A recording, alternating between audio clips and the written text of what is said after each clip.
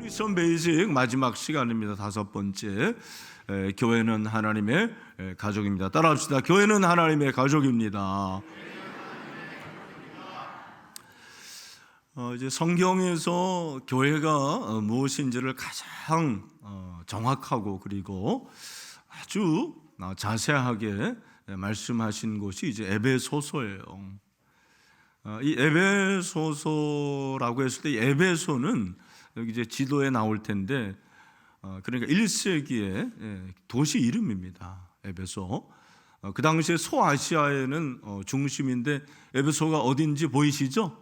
네, 눈을 들어 고린도 보시면 안 되고 그 옆에 이제 에베소서가 나오는데 에베소는 그 당시에 정치와 종교의 중심지였어요.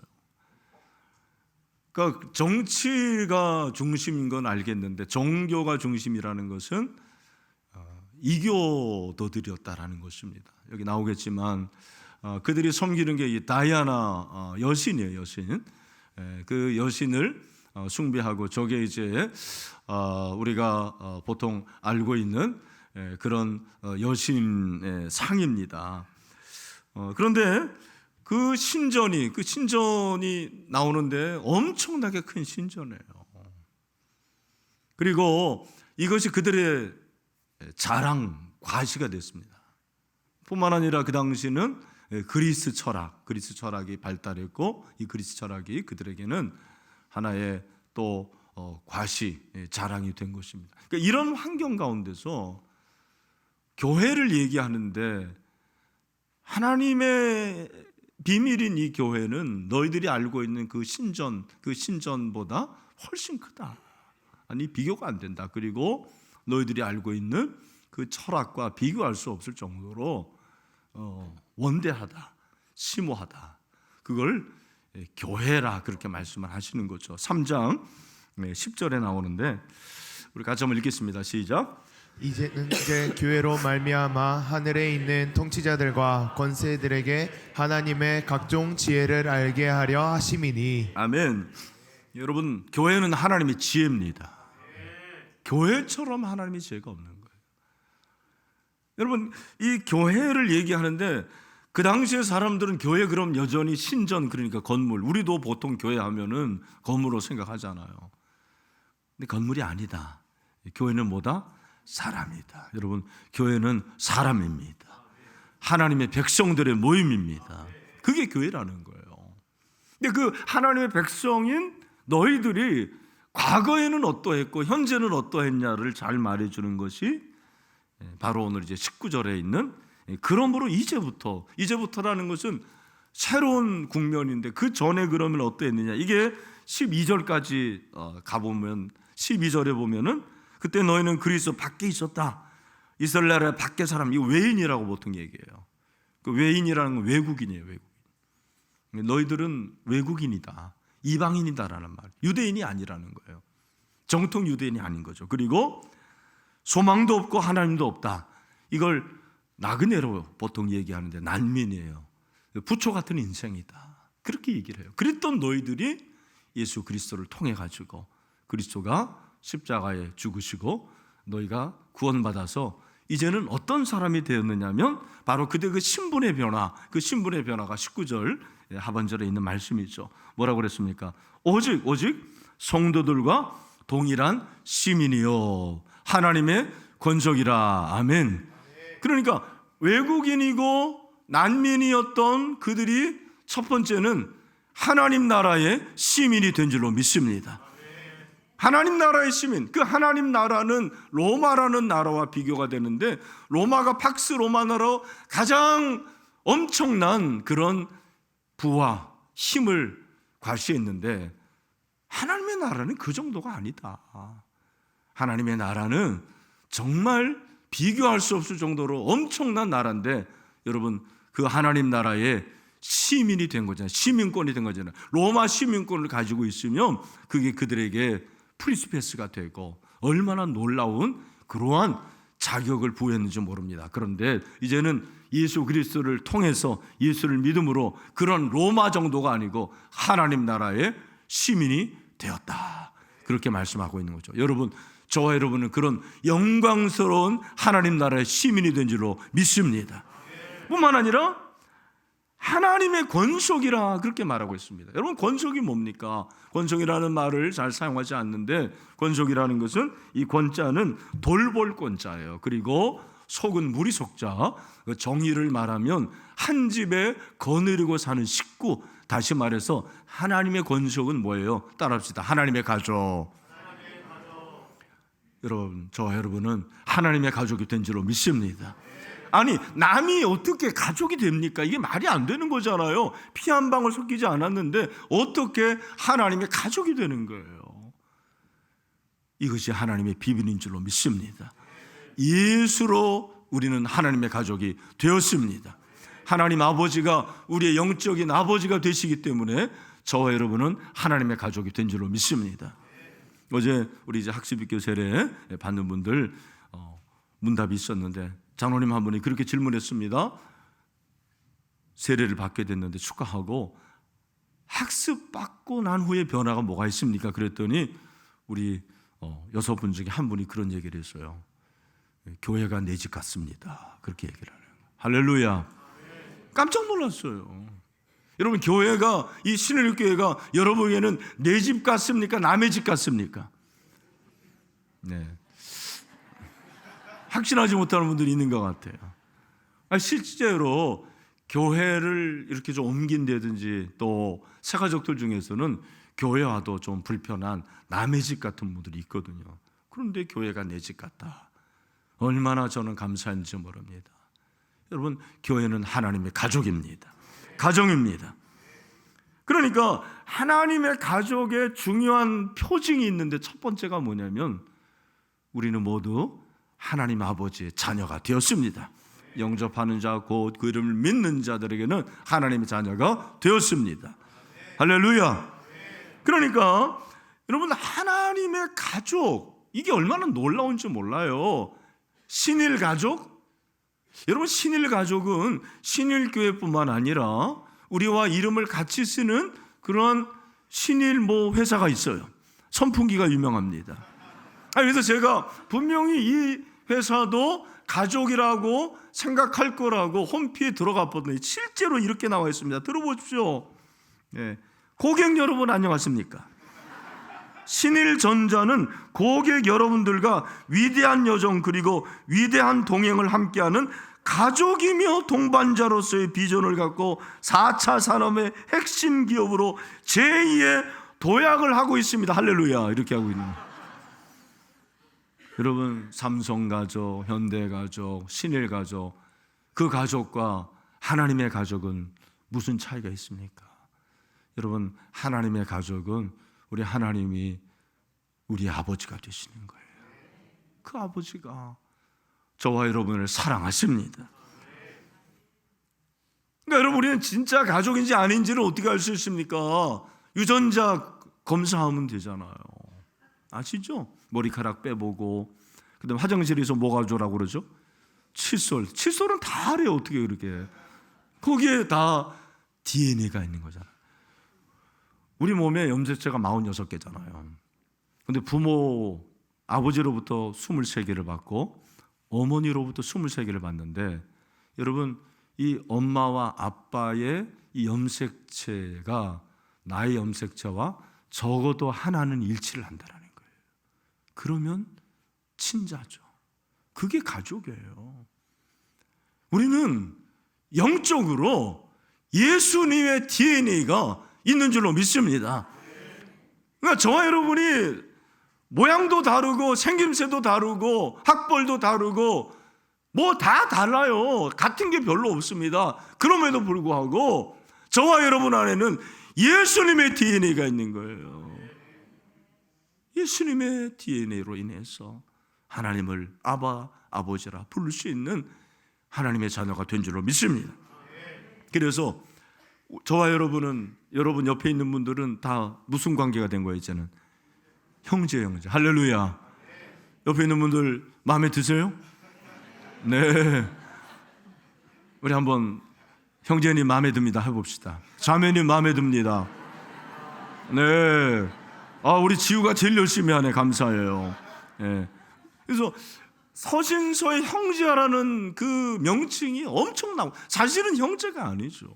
심지어는 지난달에 우리 날샘 본문이 히브리서였는데 맨 마지막에까지 형제들 그러면서 히브리서 기자, 보통 바울이라고 이렇게 추측을 하는데, 그가 뭐라고 말하냐면 13장 23절, 우리 형제 디모데가 놓인 것을 너희가 알라.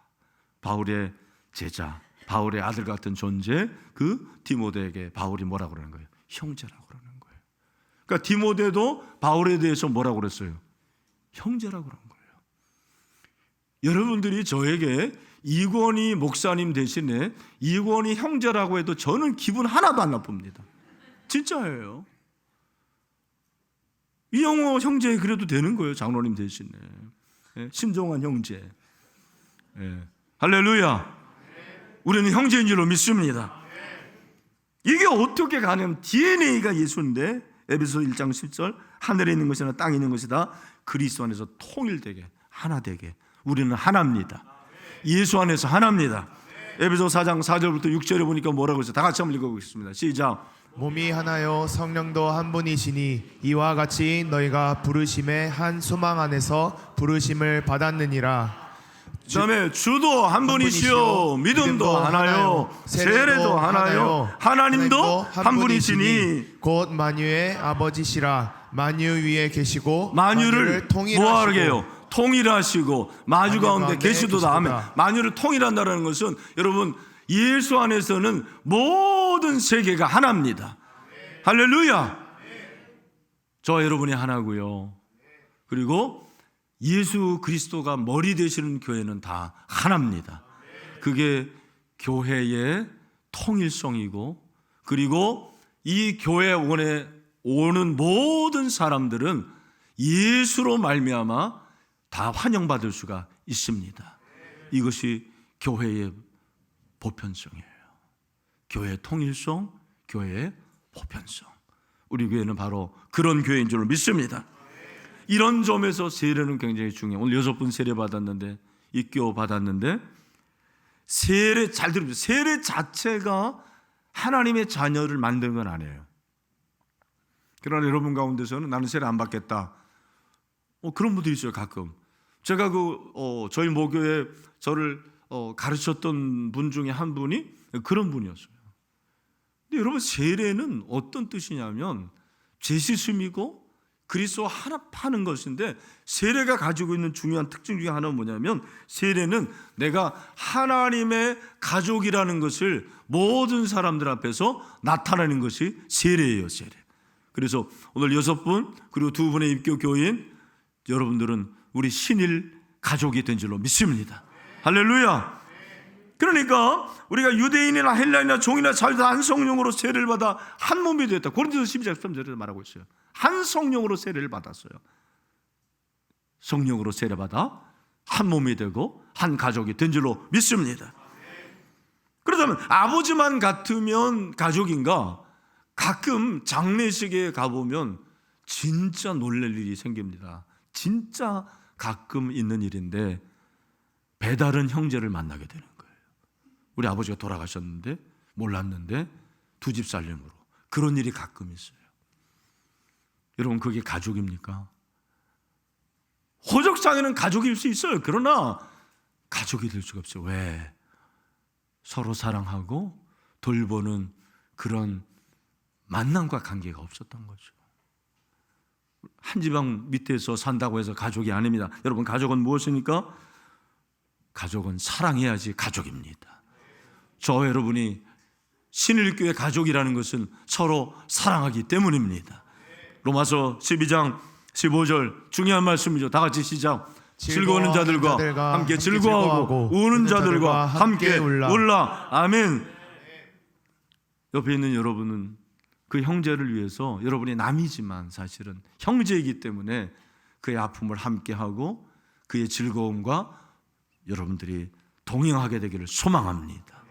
내 슬픈 일을 함께하는, 슬퍼하는 것도 중요하지만 저는 보니까 즐거워해 주는 게 중요한 것 같아요. 진짜 가족은 내 가족이 기뻐하는 일이 있으면 내가 더 기쁜 거예요. 더 감사하고 막 하늘을 날 것 같아. 그러나 가족이 아닌 사람들은 어떻게 됩니까? 배가 아파요. 그게 가족과 남의 차이예요. 여러분, 우리가 함께 즐거워하고 함께 웃어주고 울 수 있는 사랑이 되기를 간절히 소망합니다. 근데 목사님 왜 이렇게 사랑이 없습니까? 교회는 왜 이렇게 사랑이 없습니까? 나의 문제예요. 여러분의 문제입니다. 여러분, 사랑을 달라고 기도하십시오. 사랑의 사람이 되기를 소망합니다. 한국교회도 교파가 너무 많아요. 우리 젊은이들 중에서는 그런 질문을 하잖아요. 목사님 왜 이렇게 한국교회는 교파가 많습니까? 제 생각엔 그게 진리가 있기 때문인 줄로 믿습니다. 진리를 사수하려고 그러는 거예요. 근데 또 하나, 이걸 통해 가지고 우리는 그리스도 안에서 하나됨을 힘써 지키게 되기를 소망합니다. 제가 최근에 알게 된 그 한자 성어가 있는데, 군자는 화이부동하고 소자는 동의불하다. 여러분, 소자는 겉으로는 같은 척하지만 속은 다른 사람이에요. 그런 사람들이 있어요. 근데 여러분, 군자는 다 다른 것 같지만 내가 화합하고 하나 되려고 노력하는 게 군자예요. 근데 그걸 보면서 제자를 이렇게 정의했습니다. 제자는 화이일동한다. 서로 모양도 다르고 사상도 다르고 가치관도 다르지만 배경도 다르지만 저 여러분은 예수로 하나 된 자들입니다. 그것이 제자인 줄로 믿습니다. 그러니까 그렇게 하나님을 아버지로 사랑으로 하나 되는 우리 신일교회 공동체는 하나님의 가족인 줄로 믿습니다. 하나님의 가족으로 해야 될 두 가지 간단하게 말씀드립니다. 여러분, 오늘 본문에 보면 20절에 너희는 사도들과 선지자들의 터 위에 세우심을 받은 자라. 이게 바로 교회의 사도성이에요. 교회는 돈 위에 세워지는 그런 공동체가 아닙니다. 교회는 어떤 몇 사람에 의해서 세워지는 그런 공동체가 아닙니다. 교회는 사도들이 전한 복음 위에 세워지는 공동체인 줄로 믿습니다. 그래서 우리 새가족들 사도신경을 암송해야 돼요. 사도신경이 바로 사도들의 신앙의 고백이에요. 그리고 교회는 주님께서 우리에게 주신 사도의 사명을 받아서 세상으로 달려가야 될 사명이 있는 줄로 믿습니다. 모든 민족을 제자 삼아야 돼요. 저는 우리 교회가 그런 교회가 되기를 소망합니다. 여러분이 그런 사람이 돼야 돼요. 네. 이번 주에 어떤 여집사님과 통화를 했는데, 이분이 이제 사업을 하시는 분인데 신앙생활을 꽤 오래 하셨는데 위기감을 느꼈어요. 내가 이렇게 신앙생활하면 안 될 것 같다. 그래서 뭘 할까 하다가 전도를 하자. 하나님이 제일 기뻐하시니까 70인 전도대에 나와서 전도를 하게 된 거예요. 전도하면서 너무 회개를 많이 했대요.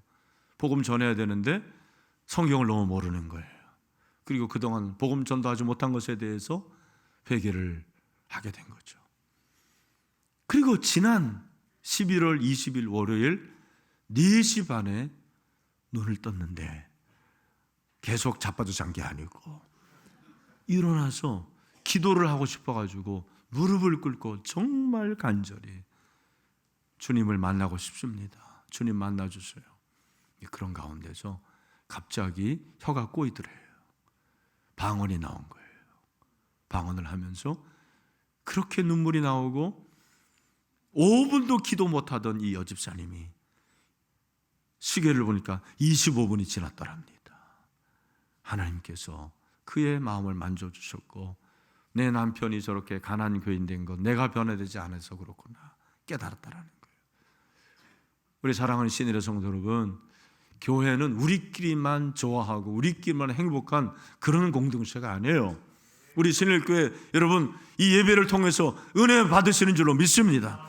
그런데 우리만 은혜 받고 행복한 것이 아니라 저 교회 밖에 우리 독산동에 금천구에 아직도 주님을 알지 못하는 자들에게 복음을 전하는 우리 신일교회 사도성이 회복되기를 소망합니다. 또 한 가지, 오늘 21절 22절 우리 같이 한번 읽어보겠습니다. 가정 있는 분들도 한번 읽어봐요. 자, 다 같이 시작. 크게. 그의 안에서 건물마다 서로 연결하여 주 안에서 성전이 되어가고 너희도 성령 안에서 하나님이 거하실 처소가 되기 위하여 그리스도 예수 안에서 함께 지어져 가느니라. 아멘. 여기 건물은 성도예요. 저와 여러분이 연결이 되어 있는 거, 커넥션. 여러분, 우리는 예수로 연결이 되어 있습니다. 그래서 벽돌로 따지면 이 벽돌이 모가 난 사람들이 많아요. 우리 다 그런 자들이에요. 그래서 신앙생활을 통해서 그게 다듬어지는 거예요. 그리고 그 다듬어짐을 통해서 서로 왁구가 맞아요. 이게 지어져 가는 거예요. 이 지어짐이 결국 저 영원한 천국 하나님의 성전에까지 이어지는 줄로 믿습니다. 그래서 저는요, 따라합시다. 한 번 성도는 영원한 성도다. 어디서 많이 들어봤죠? 저와 여러분이 한 번 성도고 한 번 신일교회에 교인되었기 때문에 저와 여러분은 저 영원한 천국에까지 갈 수 있는 그런 영원한 가족이 된 줄로 믿습니다. 그러니까 영가족이 영적인 가족도 있지만 저는 영가족은 우리가 영적인 가족이 되어서 영원한 천국에 이르는 영원한 가족이 된 줄로 믿습니다.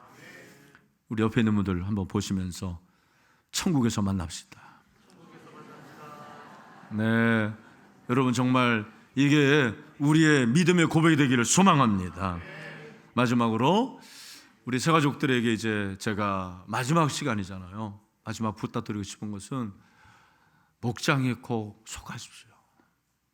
연결이 된다라는 건 커넥션인데 그 커넥션은 목장을 통해서 가능한 거예요. 그러니까 큰 교회, 교인이 많이 모이는 교회가 좋은 교회인가? 아니면 적게 모이는 교회가 좋은 교회인가? 여러분, 교인이 적게 모이는 교회가 좋은 교회입니까? 많이 모이는 교회가 좋은 교회입니까? 그거는 상관이 없는 거예요. 어떤 사람은 교인이 많이 모이면 서로 모르면 천만에요. 10,000명이 모여도 그 안에 목장이 들어가고 서로 연결하면 그 교회는 좋은 교회가 되는 줄로 믿습니다. 나에게. 그러나 10명 모여도 나는 남이고 나는 거기에 소속돼 있지 않으면 그 교회는 좋은 교회 아니죠. 근데 저는 여러분에게 꼭 부탁을 드립니다. 목장에 들어가십시오. 우리 131개 목장이 있어요. 172명의 목자들이 있는데 저의 동역자예요. 작은 목사들입니다. 너무 귀한 분들입니다. 제가 다 여러분들의 상황을 어떻게 압니까? 근데 그분들이 들어주고 그분들이 기도해주고 함께 나누고. 목장은 어떤 분들은 대관령으로 가는 건 줄 알았는데 그런 대관령 목장이 아닙니다. 목장은 그냥 소그룹이에요. 소그룹에 속해서 저와 여러분들이 정말 연결되어서 함께 천국을 누리고 영원한 가족이 되어서 하나님의 은혜를 경험할 수 있게 되기를 주님의 이름으로 축원합니다.